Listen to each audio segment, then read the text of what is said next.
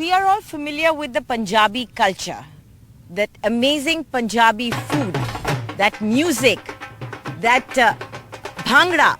We all know about it. We've heard the big names of Punjabi pop music as well.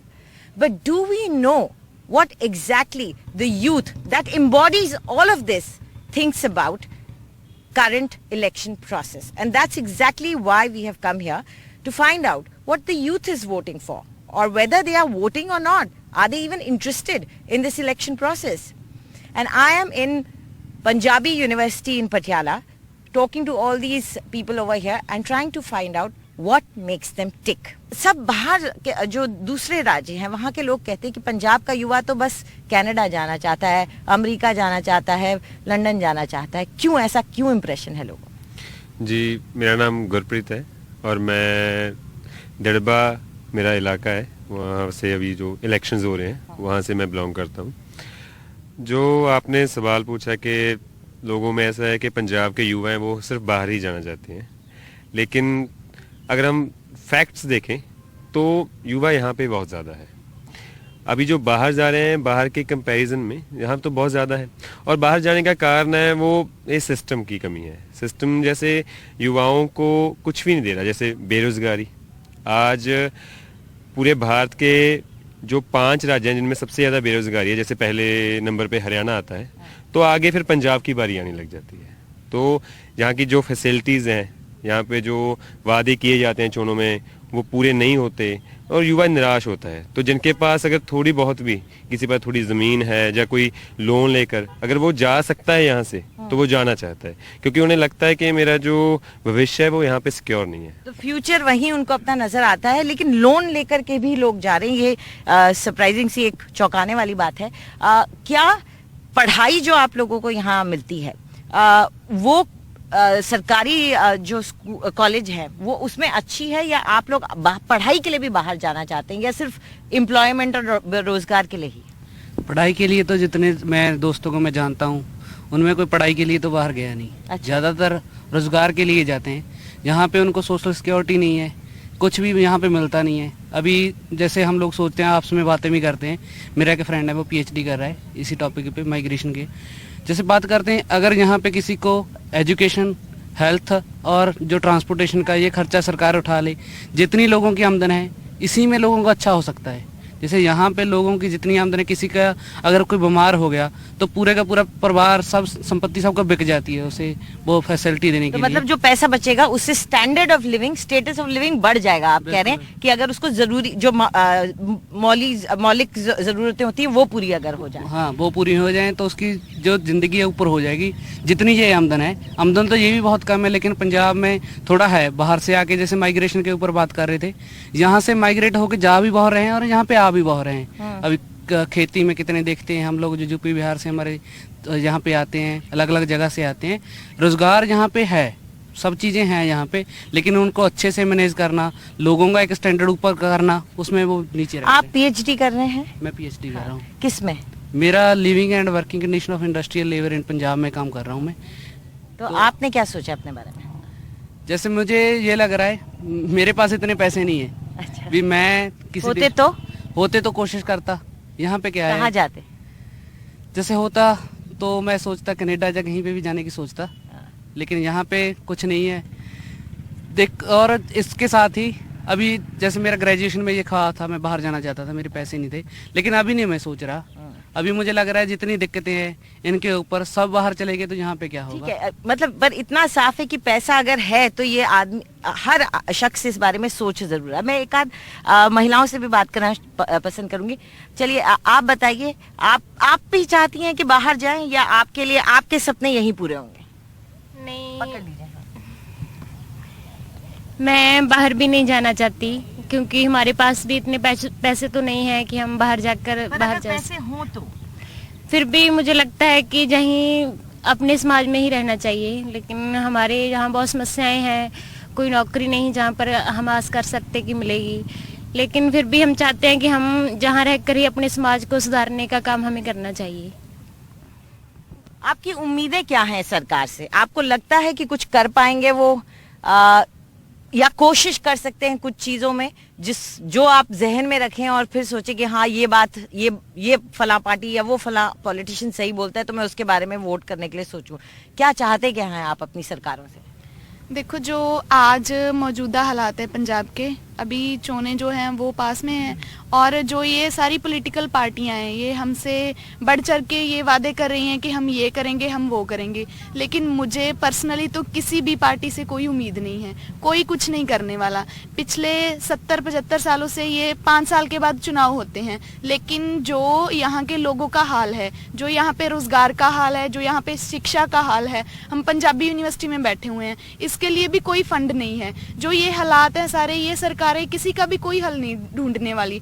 और दूसरी बात, जो यहाँ से युवा जो हैं वो निराश होकर वो फॉरेन तो जा रहे हैं, बाहर तो जा रहे हैं, लेकिन वहाँ पे भी हमें क्या देखने को मिल रहा है कि वो ऐसे बहुत बुरी हालत में रह रहे हैं। वो जो काम कर रहे हैं वो बहुत बुरी हालत में कर रहे हैं और वहाँ जाकर वो यही बात बोल रहे हैं कि हम फंस गए हैं इधर आकर, लेकिन पीछे नहीं मुड़ सकते क्योंकि हमने बहुत पैसा खर्च किया हुआ है, इसलिए मजबूरी बस हमें वहाँ पे रहना पड़ रहा है। वहाँ पे भी कोई अच्छे हालात नहीं है। ये दिक्कत ये भी है कि वहाँ जो काम की क्वालिटी मिलती है, जिस तरह का काम मिलता है, वो आपकी शिक्षा के अनुसार भी नहीं होता। वहाँ वो कम दर्जे का काम हमको देते हैं जो बाहर से लोग आते हैं, जो माइग्रेंट्स हैं उनको। तो कभी ये भी सोचते हैं कि यहाँ की एक छोटी नौकरी भली है, वहाँ की एकदम जो ऐसी नौकरी हो जो आपकी एजुकेशन के हिसाब से ना हो, कभी ये भी सोचते हैं?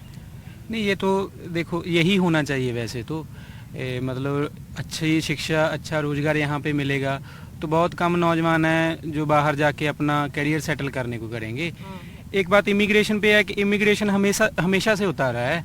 हम बात करें अकेले पंजाब से ही नहीं, बहुत सारी स्टेटों से होता रहा है। इमिग्रेशन लोग इसीलिए करते हैं क्योंकि उनको लगता है कि वहाँ पर जाकर एक अच्छी ज़िंदगी हम जी सकेंगे। जैसे यूपी से अगर इमिग्रेशन पंजाब में हो रहा है तो उनको लगता है कि पंजाब में जो लिविंग स्टैंडर्ड है लोगों का वो अच्छा है, हम भी वहाँ पर जाएंगे तो अच्छा हो जाएगा। समस्या यही है।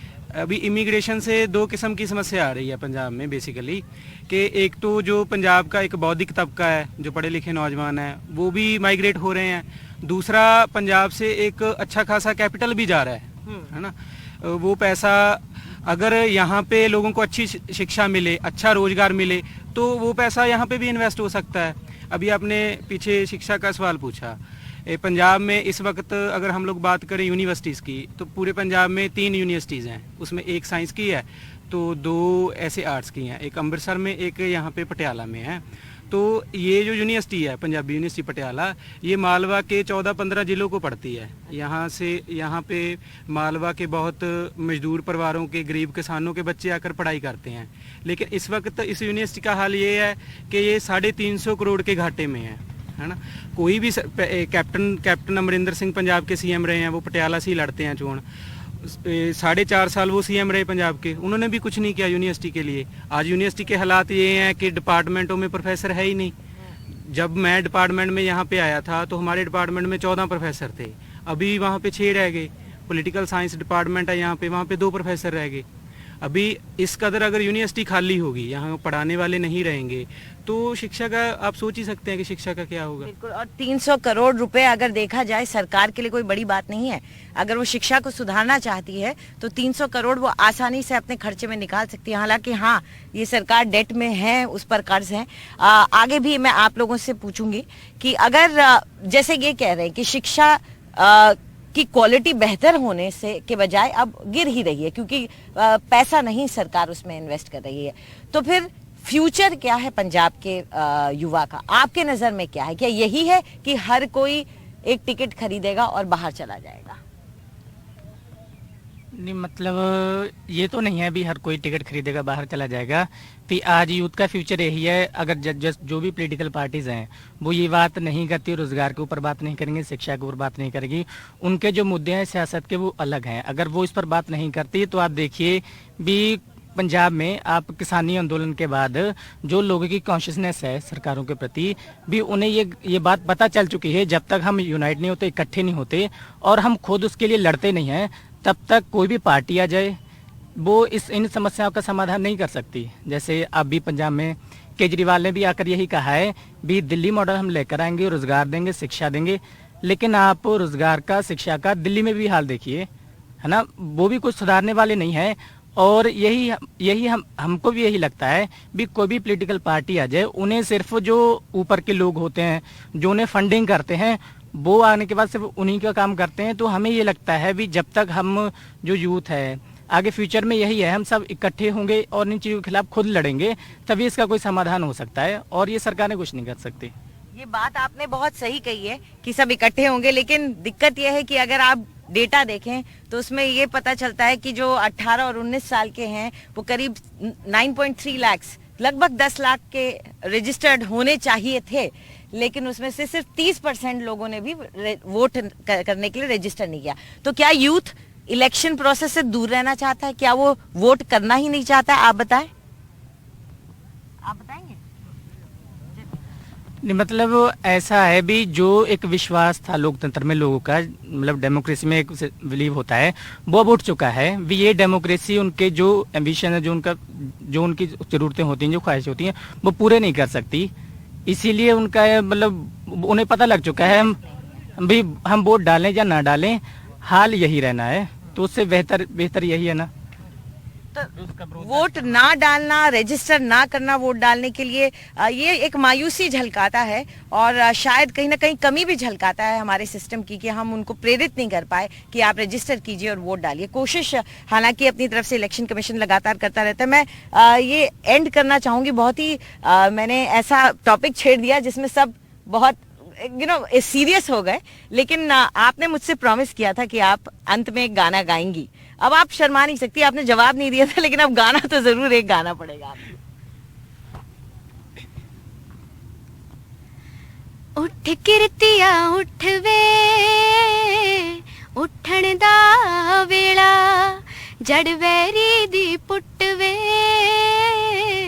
पुट्टण दा वेला, सुत्या वे यह तरत है के ही जिथे माते पुत दा रिश्ता, दो टुकड़े दो टकियां बदले मांस दे वांगू हट्टिए विकदा, लोस गया मजदूर दा पिंडा, लोस गया मजदूर दा पिंडा, जेठ हाड़ दा हुट वे, उठण दा वेला, उठ किरतिया उठ वे, उठण दा वेला, जड़ वहरी दी पुट वे, पुट्टण दा वेला। That sounded like a revolutionary song, and it was a revolutionary song. It basically meant that the person who's working hard, toiling hard like a laborer should rise up against the Tomans and raise their voice against the people who are oppressing them. Well, it was an interesting conversation with all the young people sitting with me, and I hope when they vote, they know who they are voting for and they understand the issues like these people, the rest of the youth of the state also understand that. From Patiala in Punjab, with camera person Mursalin, this is Anjali Istwal for NDTV.